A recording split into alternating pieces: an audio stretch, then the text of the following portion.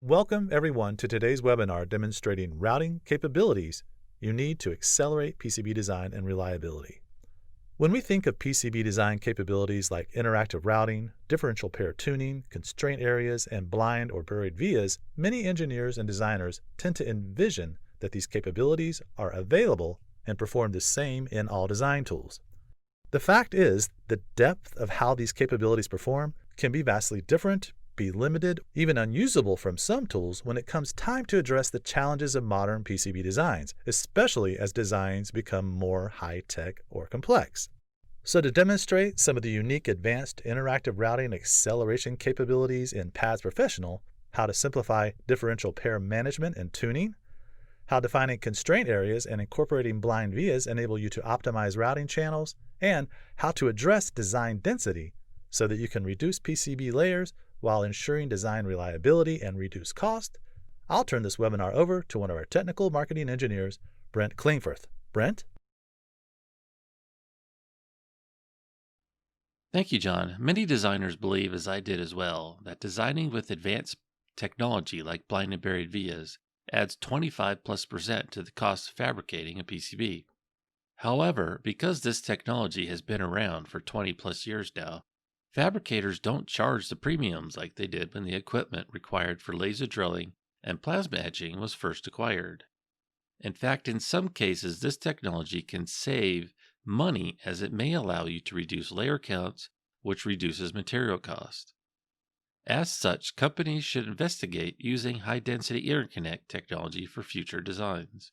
As you mentioned, not many design tools support or do a very good job of working with this kind of technology. Today we'll be showing how PADS Professional provides layout technology that works and is not just checkboxes on a list. HDI interconnect, along with auto routing technology, is not new to PADS Professional. It's part of its core capabilities and used every day by the largest companies in the electronic industry. To get started, we'll be redesigning one of the PCBs for a product that we designed an RF high-speed communications board for recently. This product is a thermal camera which requires digital processing to display the data it's capturing, along with offering various display options. With a view of our schematic, we'll see that the engineer hasn't completed some of his design rule entry. So instead of passing the rules along to the PCB designer, the electrical engineer will enter those design rules as if they were in the PCB tool. So we'll open up the constraint editor system. Now that we're in CES, we can see we have several different areas where we can enter design rules. In this case, we need to create a clock differential pair class, as we forgot to create the diff pairs for all of our DDR clocks. So we'll expand out the trace section, go down to DDR, right-click over the DDR section, and create a new class called clock diffs. From there, we'll right-click over that. This will open up the Assign Nets dialog box. And instead of searching through the entire list, we'll type in part of the name. That will then show us all those highlighted items, and we can just move them right over into the clock differential class. Next, we'll take a look at the constraint classes. This is where you set up all your length matching rules, and you can see your differential pair assignment. So again, we'll expand out the DDR. If we go up to our pairs toolbar, we'll see there's an icon here called Auto Assign Differential Pairs. Now what I'm going to do is leave the cursor sit here for a second because you're going to see a very unique feature of the PADS Professional toolset, and that is videos that can play when you hold your cursor over an icon. This gives you a more detailed description of what that icon's function is, and it also shows you a video of how to use that feature. So you can imagine if you don't design all the time, constantly, you might forget how to do something. This one capability can help you relearn the tool very quickly. So after selecting on the icon, the diff pairs assignment dialog box will pop up. In the net name and pair field, just like we saw in the video, we can type in part of the net name that it can search for in order to match all the differential pairs. So in this case, the *_p, and then we click the down arrow. It then finds all of those nets in the design that haven't already been turned into diff pairs. We can review that list. We can deselect the one that we don't want if need be. We go ahead and hit apply, and this will automatically create all of our differential pairs. As you can see now, in our constraint class, all those differential pairs are now visible. So very quickly, I've created a bunch of differential pairs without having to do any manual work. Now that we're done with that process, we'll go ahead and move over to the PCB. The PCB designer can start the tool directly from the schematic tool, or you can start standalone. Once started, we'll notice down in the bottom right-hand corner that there's 3 little LEDs down there that let us know if we're in sync with the schematic or not. And we notice the constraint editor one is out of sync. So we will go to the setup menu and choose product integration. From there, we'll click on the CES amber button, and we will forward annotate all of those design rule changes that the electrical engineer just made into the PCB so that we can see those rules and continue on. In this design, we're going to be using blind and buried vias. So before we move into creating those, let's cover a few of the criteria behind blind and buried vias. So the benefits, obviously, of using blind vias or buried is that you may be able to design a board with less layers, reducing material costs and processing steps. The other reason, obviously, you might use it is because the pin pitch on, say, a BGA is so small that you have no other option in order to get the signals out of the inner layers. But some of the common things that you need to look at when designing a microvia is that there are 2 common types of blind via processes that can be used: laser and mechanical. Mechanical drilling is typically a little bit more expensive due to the cost of drill bits, the breakage, and the time it takes to actually do the drilling process is longer than laser drilling. So I'm not going to discuss that here, but we will go into the requirements for laser drilling. The basic requirement for standard blind vias or buried is that from one layer to the next, in other words, a 1 to 2 or 2 to 3 or whatever, the minimum layer thickness should be about 70 micrometers or 2.75 mils. The finished hole size should be about 100 micrometers or 4 mils. That's about an aspect ratio of about 0.6 to 1 or 1 to 0.6. The reason that you can't have the drill any smaller, or the finished hole size needs to be bigger than the layer thickness, is for plating purposes. In order to plate the hole properly, you need to have a bigger hole based on how the process is done. Now, some manufacturers can go to 1-to-1. In fact, if we're requiring impedance controlled boards, we can go a little bit thicker on our dielectric, about 110 micrometers or 4.3 mils. And we can go to about a 1 to 0.8 ratio on the via finished hole size to the thickness of that layer. And then there's 2 ways that you can obviously move your way through the board. If you don't want to use through vias, is you can do stacked vias. Now, stacked vias do require an extra step or 2. I believe it takes an extra step to finish off the plating, and then you have to do a surface finish to make that via flat so that you can etch the new one on top of it. So a reduced cost way of using blind to buried to buried to buried to go all the way through the board is you offset the upper layer via to the lower layer via. And the basic rule for doing offset blind or buried vias is about 300 micrometers center to center on the via, which is about 11.8 mils. Of course, you want to consult your fabricator before you start a design like this to get their requirements for how they will go about building your board, so that you don't send them or design a board that can't be built by your preferred manufacturers. All right, moving on to creating our blind and buried vias in PAS Professional. We go to the setup menu and we choose setup parameters. We then click on the via definition tab, and we'll always have a through via there. You can respecify the pad stack that's being used. So the way PAS Professional functions is you define in your library all the different via types that you're going to be using or allowed to be used in your design, and then you can pick them from this pad stack list. So to add a new via, we simply click on the blue star icon there. It adds a new column, and then you simply drag from what layer you want the via to start and end. So in this case, we're going to create 2 blind vias and a buried. So we're going to do a 1-2, set the proper pad stack type, add again, do a 9 to 10, set the proper via, and then do a core via. Now, to assist ourselves during the routing process, each one of the pad stacks for each one of those via types, we can set the allowed vias that we're allowed to use if we try to change them in the design.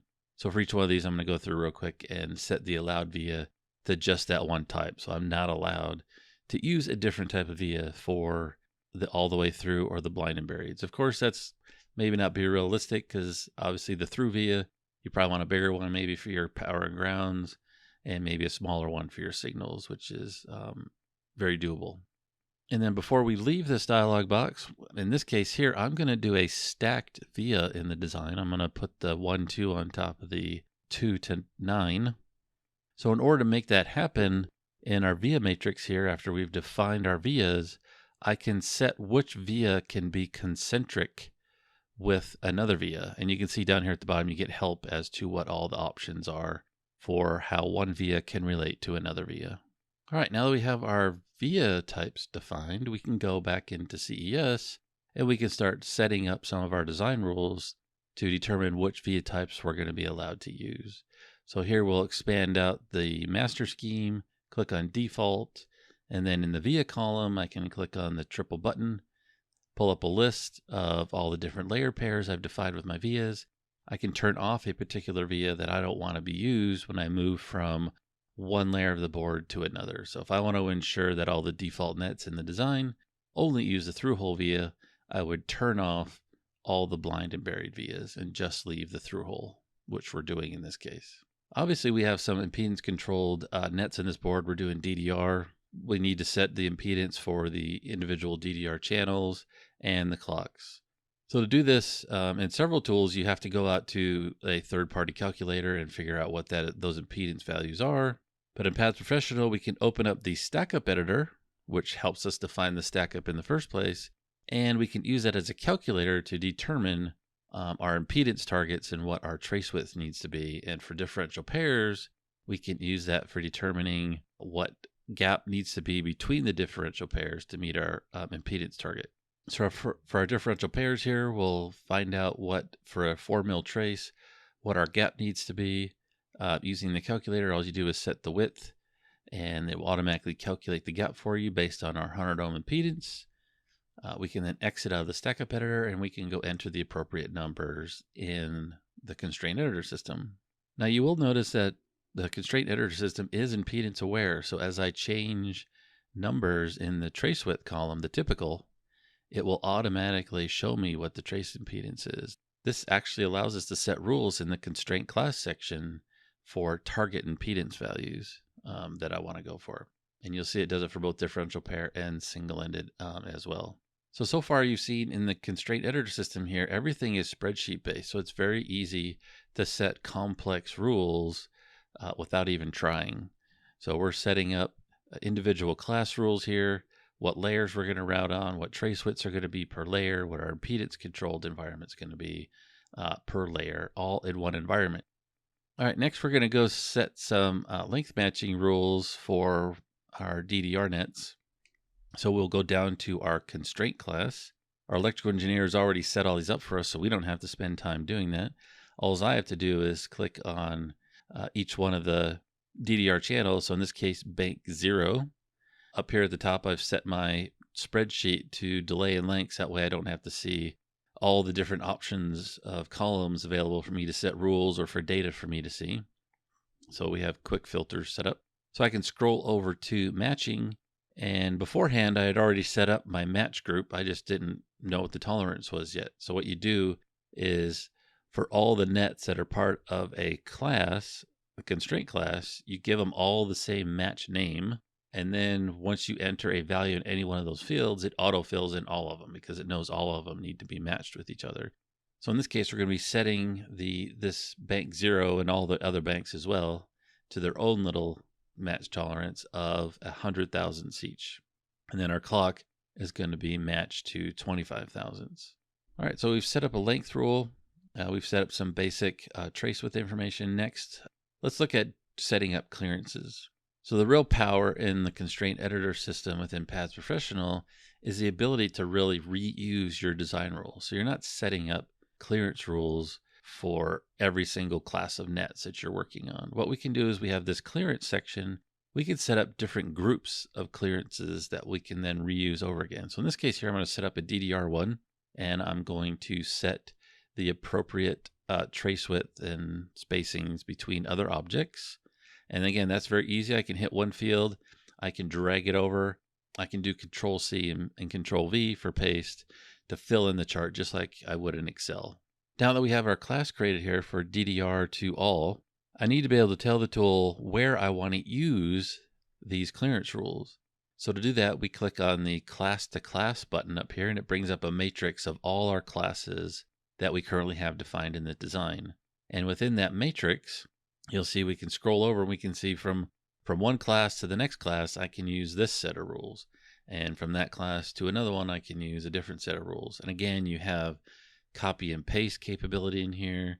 You can click in a cell and you can drag it down across all the rows or all the way across the columns to fill that in with that set of design rules. So you're not having to click on the little drop down arrow on every single matrix cell.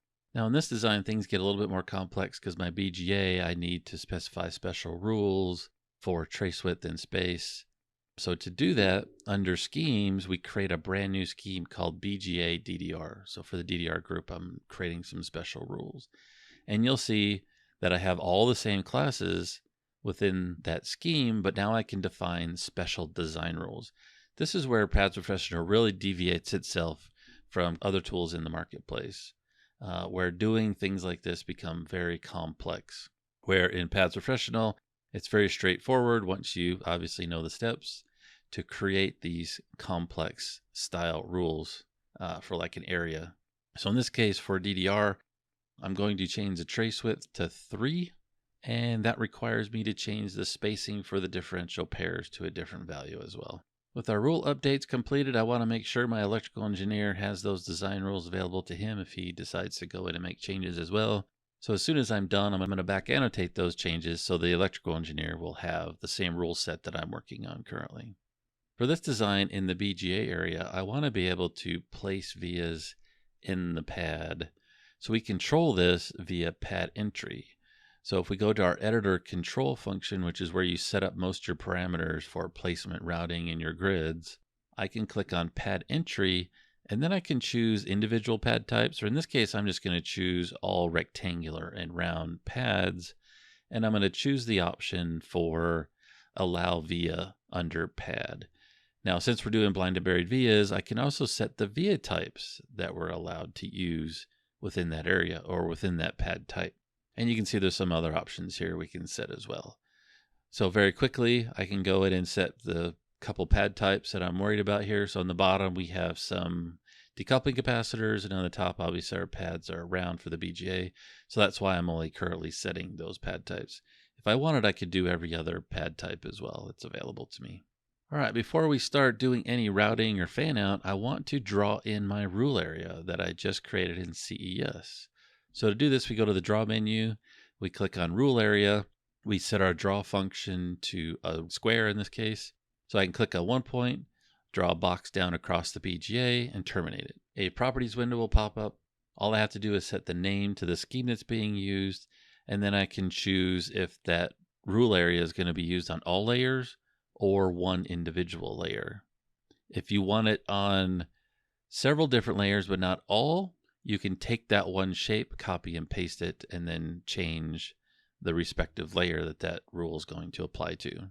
All right, before we start routing, I need to fan out this BGA. So I'm going to select all the pins, do right click, apply fan outs, and you'll see every single pin in the design will get the appropriate fan out based on how my rules were set.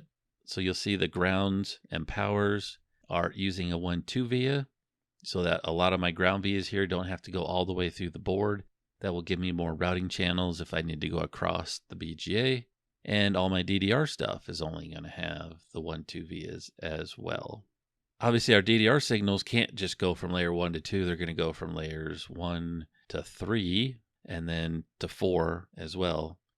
Earlier, we set it up in the via definitions that we can have stacked via. So then I can go ahead and add in our 2 to 9 via and stack it on top of the 1 to 2 via. All right, with our part fanned out, next I just want to show a very unique feature to Pads Professional that can assist with anyone out there doing high-speed design or doing power designs where you need to put multiple vias around off of a pin or in a pin. Pads Professional has a feature called multi-via objects. The tool already has these predefined in them. Of course, you can create your own multi-via types if you want, but this is a really slick way of adding multiple vias to a pin without having to route them individually. To do this, you simply click on the pin, do a right click, and you'll choose Change Multi-Via Pattern, and you'll see all the different patterns that are available to you to place within that pad or on the edge of that pad. Now you can do it on the edge of the pad if we've set up our pad entry rules correctly. So in this case, I'm going to choose a 1/6 via type. So we're going to get 6 vias in a row. And I want that right off the end of that capacitor for this power supply circuit. And you'll see it will automatically snap to the end. It automatically puts copper around it, so that in a matter of 2 clicks, I've dropped down a nice low inductance, low thermal or high thermal conductivity via pattern on a pin. On our pin right above there, I'm going to show a different pattern. I'm going to choose a 4x4, and you'll see now I get a 4x4 pattern, and I can drop right inside of it. Again, very quick and easy. This would take usually a fair amount of time to do manually. And off these other capacitors here, we'll choose a couple different types. We'll choose an X pattern, and we'll do it again with just a 2 pattern. I can rotate that around and complete my process. All right, and you can do that anywhere you want in the design.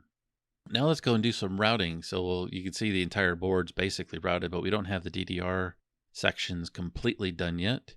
So what we're going to do, instead of routing each one of these traces individually, we're going to use some technology that past professional or mentor came up with to begin with, and that is called sketch routing. This is guided auto routing. So I can select a group of nets. In fact, here I'm using a feature called marking of nets so that I don't see all the other nets on the board. So I can mark just the nets that I'm working on to make it a little bit cleaner. I can then select those nets, simply draw a line where I want those traces to be placed, and tell it to sketch route.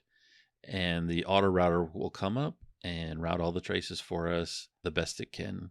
In this case here, you'll see it left out one of them because it didn't quite know how to handle that one because it was in a location where it had to wrap itself around.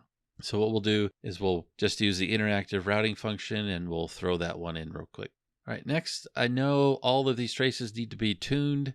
So before we go off and do that, let's take a look at some of the tuning options that are available. So again, in our editor control on routing, we can click on tuning, and this helps us determine what the tromboning looks like, if it's a random pattern, sequential pattern.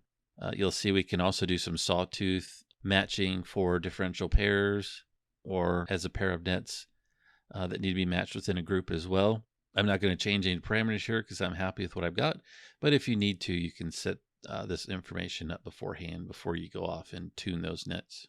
So next I'm going to select those nets. I'm going to spread them out a little bit because when I use the sketch routing feature, there's 2 options you can choose. You can choose what's called pack, where it tries to route them all together, or you can use unpacked, where it spreads them out. In this case, I'm going to select them. I'm going to use the gloss feature to spread them out for me a little bit. With them still selected, I'm going to choose tune routes.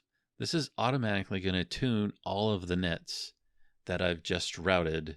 After the tuning is done, to verify that everything was length matched appropriately, I can open up the target length dialog box. I can then select on one of the nets, and all the other nets that are within that group, in other words, the match group that I created in CES, will show up, and it will tell me if they're tuned or not. In this case, all of them tuned appropriately. We'll then click on the differential pair clock and see that it matched along with its control line.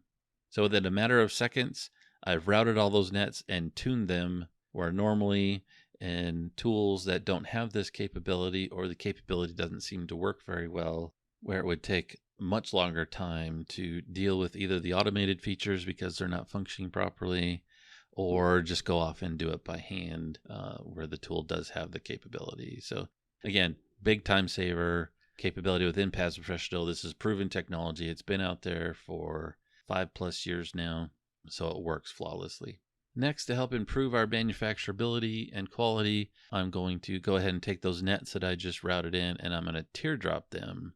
So to set up our teardrop parameters, we go to the route teardrops, and here I can set up the parameters for what my teardrops are going to look like. Now, I don't have to necessarily use this dialog box every time, and this is just where you set up your parameters one time.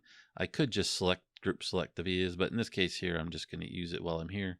Click apply, and you'll see all of our vias on that layer that we've routed will have teardrops applied. By the way, you'll notice there was a DRC check in there, so all those teardrops have been DRC'd already, and there are no rule violations. The tool would not put the teardrop in if it was to create a rule violation. All right, we had that rule area earlier in our design, but we haven't really shown what its capabilities are. One, it did help us control the vias that were going to be used, but really what I wanted to show was how the tool handles the rule area. Again, very powerful capability here. We'll just drag some traces around. You'll see the traces will very easily slide up and down and change as needed within the rule area, showing again how flawless this capability is. All right, we haven't done anything in 3D yet, so just to get a glimpse at what the 3D capabilities are while you're working on a design, if you want to look at some of your routing, we can click on the 3D tab, and then I can zoom into that area that I just routed with the blind and buried vias. You can see a quick view of the blind vias that are there, the buried vias, the through-hole vias, just to give you a feel of what the design is going to be fabricated like. To summarize what we discussed today, as a designer or company creating products that includes electronics, you should continually be evaluating PCB fabrication and assembly technology to see where you can save money on each unit that is produced. This does not just include having a PCB produced, but also the quality of the design, which can lead to field failures and customer dissatisfaction.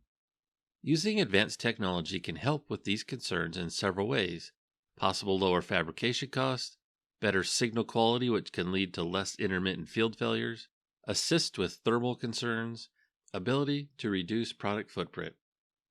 Paths Professional provides a complete solution with technology that really works, unlike many other tools that may show it working, but when used in real designs does not hold up to its claims.